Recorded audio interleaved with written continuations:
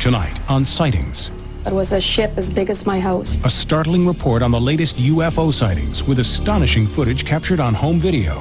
Then, the Ouija board is not a toy and it's not a game. We uncover the sinister power of the Ouija board. And is an alien space station casting this shadow across the lunar surface?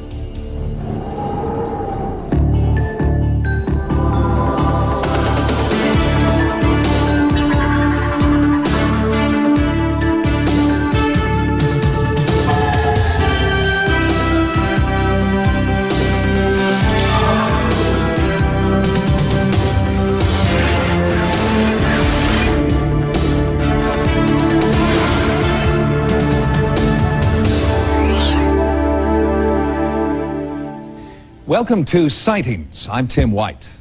Tonight, an unprecedented review of the best UFO footage that we've received since Sightings first began asking for your videotapes. Out of the hundreds of photos and tapes that we have received, only a few can truly be called UFOs.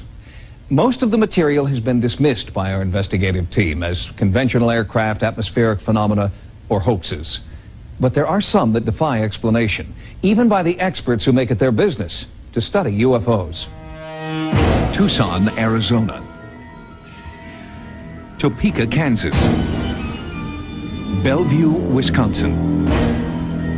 Gulf Breeze, Florida. Branford, Connecticut. New Boston, New Hampshire. Kanazawa, Japan. Carp, Ontario. Something is happening in the skies above these cities, and it's being captured on videotape. It was a ship. It was a ship as big as my house. It was a total feeling of awe and knowing that I was looking at something that I didn't know what it was. I think there's no doubt about the fact that it's the most dramatic thing and the most astounding thing, the most important thing that could happen here on Earth. In Branford, Connecticut, George Bennett was videotaping a high school football game when this beautiful sunset caught his attention. But watch what appears unexpectedly on the left-hand side of the screen.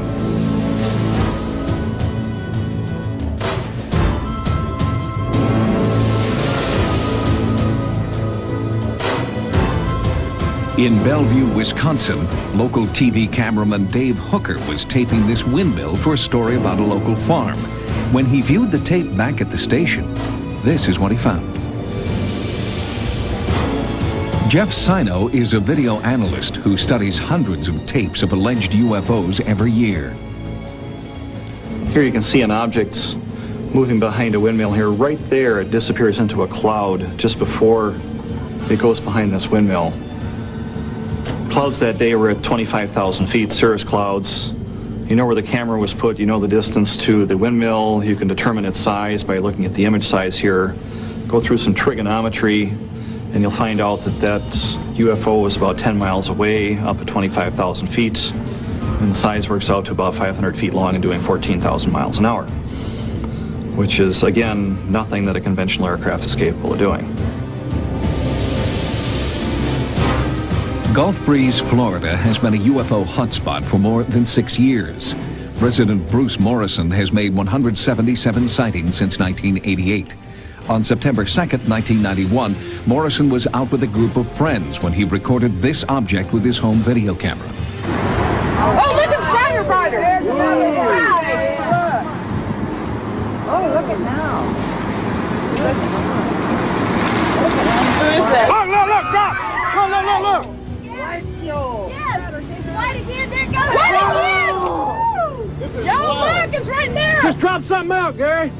We had it drop these little objects out, and they would go out at an angle from the red object we were looking at, stop and turn red, and we would have two red objects sitting there.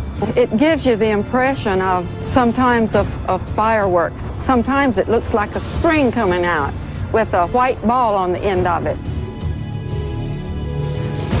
These startling videos are due in large part to the home video revolution.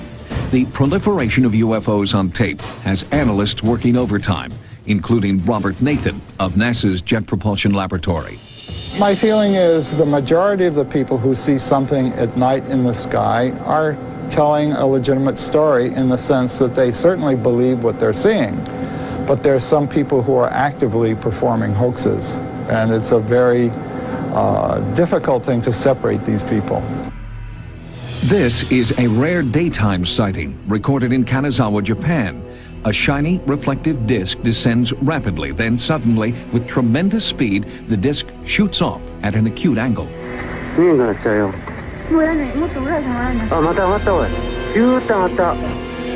Watch closely as the camera zooms in. The outline of a saucer shape is unmistakable, but is this a true UFO or an optical illusion created by the sun?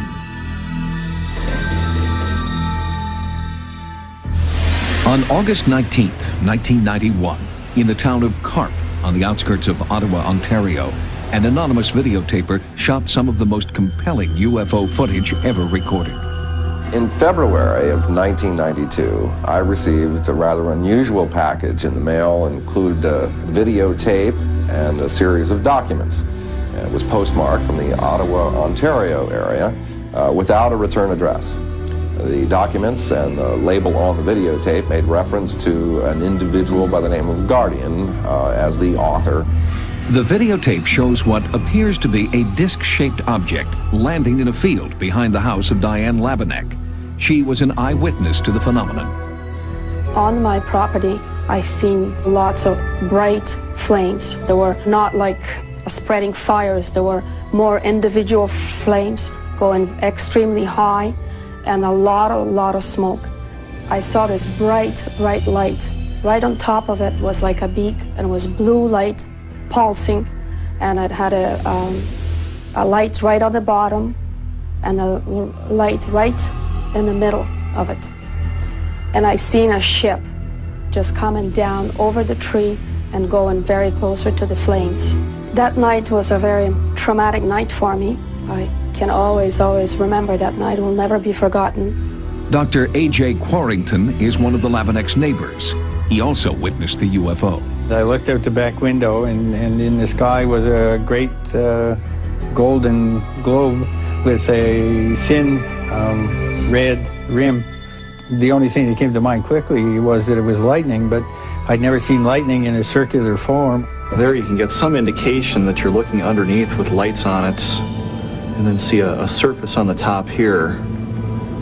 This is a freeze frame here. You can see some indication of a bottom, and then actually from the glow behind it, you get kind of a silhouette of the shape of it. So from this aim, you can see some indication that there's a solid craft there that you can see the top of and also see something underneath. But at least there is the hint of a cylindrical object here. One of the first things that we found when we located the site way at the back of the field down there by the tree line was that there was one specific area, a circular pattern really, where all of the plant life had been exposed to some form of radiation. And by that I mean it just kind of melted. Real healthy bushes just melted to the ground. The footage was so compelling we went straight to the Canadian Air Force, trying to rule out the possibility that the UFO is a secret military craft. The events described, shown, do not match any of Canadian airplane movements or helicopter movement. It wasn't an ordinary airplane, and it wasn't just an ordinary light. It was something more than that. It was a ship. It was a ship as big as my house. Too many of them appear to be honest people. Too much of the data is too difficult to fake. It gets to the point when you have 40,000 reports of UFOs per year, of which about a quarter of them aren't easily explainable. To assume that all of those are misidentifications, frauds, hoaxes, secret aircraft just doesn't add up. Since our report, Bob Exler has had additional phone conversations with Guardian, the mysterious UFO cameraman. He said he is holding more videotape of the Ottawa UFO, and we hope to bring you that footage on a future edition of Sightings. Coming up, The Ouija board is not a toy, and it's not a game. these servicemen claim their Ouija board told them to go AWOL. We uncover the sinister side of Ouija next. What do you think? Is the Ouija board a harmless toy or a pipeline to untapped psychic power. It's marketed as a game, and the manufacturer claims no connection with the paranormal. But others believe that Ouija boards have been known to make startling predictions. There are even some people who claim the Ouija board has changed their lives forever. The Ouija board is not a toy and it's not a game, and I'd like very much to see it taken out of toy stores. Unfortunately, there are many negative experiences with Ouija boards, just as there are positive ones. I felt like I was being raped. Well, when I first started using the Ouija board, it was just for fun. And then about a year ago, I took it out and something happened. And I got scared and I put it away. And I went to bed. It was about 1:30. And I kept feeling like there was something or someone in the room. And I tried to get up and I was pushed down. This tremendous force on my chest was picking me up and throwing me back down again. I felt like I was being attacked. I grabbed the sheets and I tried to hold down to the bed, but I couldn't. I felt like I was being raped. The Ouija board, in one form or another, has been used for centuries by many different cultures. The first recorded use was in 479 BC, when a Ouija-like instrument was used in China to communicate with spirits of the dead. The contemporary Ouija board hit the U.S. market in the mid-1890s and was originally called a witch board. Imagine, if you will, that the Ouija board is like a dimensional doorway. In using the board, you basically open yourself up as a receiving station. You can get something positive or you can get something extremely negative. Some experts dispute its paranormal significance and suggest a more down-to-earth explanation. Not all contacts on the Ouija board come from the spirit world. A lot of them are operated through the subconscious or unconscious minds of the operator or operators. The Ouija board is a mechanical device which is used to facilitate automatism. And automatism is where a part of the body or the mind does something that is unconscious. In utilizing a Ouija board, the planchette can be moved by changes in the muscular tension of the people who have their fingers on the planchette, and that muscular tension can be controlled by one's subconscious or unconscious mind. Perhaps the most bizarre case involving the use of a Ouija board occurred 2 years ago in Augsburg, Germany. 6 U.S. Army enlisted personnel, analysts with high-level security clearances, claim messages from a Ouija board encouraged them to risk their careers and imprisonment to carry out the directions of the board. Only now have 2 members of the group agreed to come forward. Basically went to the Ouija board out of frustration to find answers about ourselves and other things. Davis claims the Ouija board's responses were almost immediate and that they spelled out the details of impending worldwide disasters. In a period of about 6 months, we really only used the board 7 times. The entities predicted to us the Gulf War in May of 1990, 3 months before it happened. As we got more involved with using the board, the information that we had received reached levels beyond our imagination. Over a 6-month period, the group recorded predictions that foretold increasingly catastrophic events. They believed the Ouija board was also urging them to leave Germany and warn people about these disasters. We were told by the spirits to leave. The phenomenal part of this whole situation is that we as a group got together, and in only 7 sessions, we had enough information that convinced us that we needed to leave. On July 3rd, 1990, all 6 soldiers went AWOL. Their desertion triggered a worldwide manhunt, and law enforcement agencies around the world were told to treat the deserters as if they were terrorists. In July of 1990, a group of soldiers stationed in Germany left their posts and came to see me in Gulf Breeze to discuss their paranormal experiences. I found that their experiences primarily had to do with the Ouija board. Within days, the 6 soldiers were arrested in Gulf Breeze, Florida, by local authorities working with the FBI and military police. They were charged with espionage and taken to Fort Knox, Kentucky for interrogation. We considered ourselves dead, gone. We would not be seen again by our families, and they had the same feelings. But that was not what happened. After the soldiers were interrogated, the case took a bizarre twist. In a break with standard procedure, the Army decided to release all 6 soldiers with honorable discharges. Was there a connection between the unprecedented discharges and the Ouija board's predictions? All of our predictions were documented. Military confiscated all of our written notes after we were captured 2.5 years ago. So the government knows that our predictions are extremely accurate, but for them to admit that publicly, of course, is a different matter. The collective mind of these soldiers may have been operating, and not a spiritual one, because I've never seen a spiritual being tell a group of people to do something as drastic as that could get them locked up for the rest of their lives. What power did the group really tap into? Was it their collective unconscious at work, or were otherworldly spirits using the soldiers as a conduit for their cataclysmic predictions? What people tap into a lot of the times when they're experiencing a real negative phenomena with the board is what we call inferior spirits or low-level intelligence. These are people, entities, animals who have not migrated to the next level of life. When utilizing a Ouija board, it's very important to set an intention of why you're doing it, so that if you're determined to create something that's very, very upsetting, it's very possible that your subconscious will cooperate with you, and something like that would occur on the board. We were 6 people from different backgrounds and different beliefs that came together and experienced the same kind of phenomena. If I could make a difference in the world, and if meaning going AWOL and giving my life for that would make a difference, then to me that's a good sacrifice. And I was willing to sacrifice that. Also, I felt the information we were getting was important enough not to be hidden. If there's a possibility of it happening, people need to be told. So far, the group's predictions have been startlingly accurate. If their accuracy continues into 1993, they could be tracking worldwide disaster. The entities that spoke to us on the Ouija board predicted the LA riots 2 years before they happened. Looting and rioting did occur in Los Angeles 2 years after the group's original prediction. And their predictions for the coming year?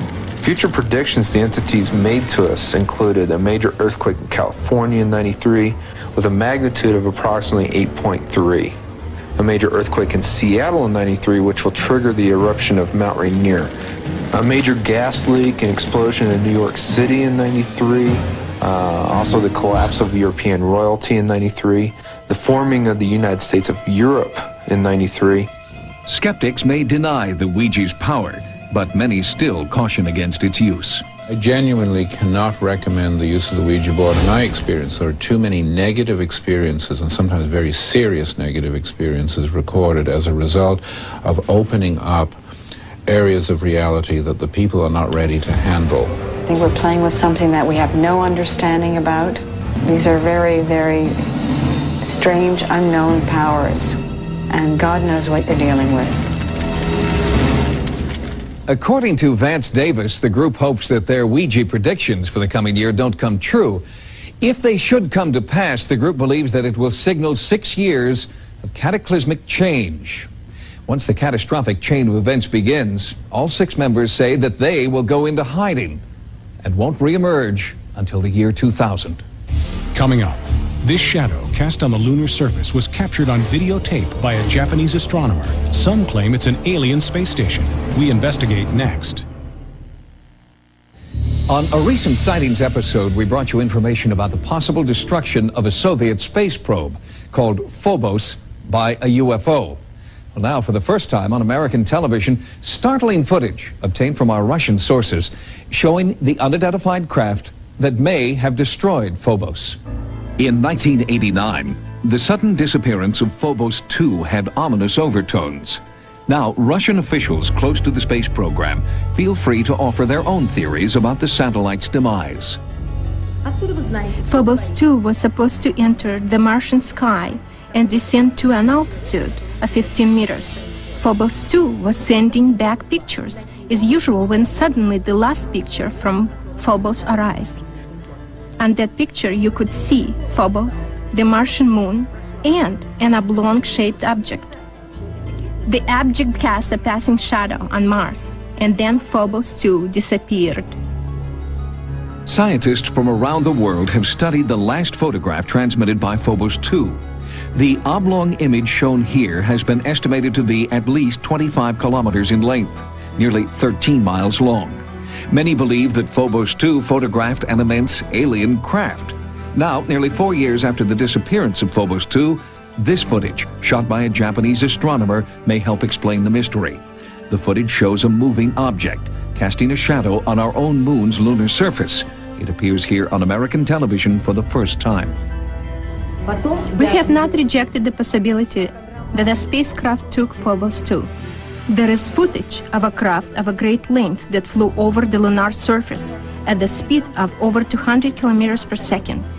Can you imagine that? A huge space station moving that fast? I believe this is an immense UFO mothership which may have taken Phobos 2. It's frightening, in fact.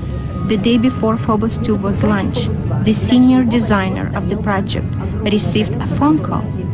A steely male voice said, "Don't launch Phobos 2, or it will be destroyed by a large saucer." We all got a cold chill from this warning. Could there be an immense UFO traveling through our solar system, ready to destroy any and all satellites that get too close for comfort? It is indeed a very chilling thought. If you photographed or videotaped what you believe to be a UFO, or if you've experienced any type of paranormal activity, our Sightings investigative team wants to know about it. If you've had a paranormal experience, call our Sightings hotline at 1-900-740-SIGHT.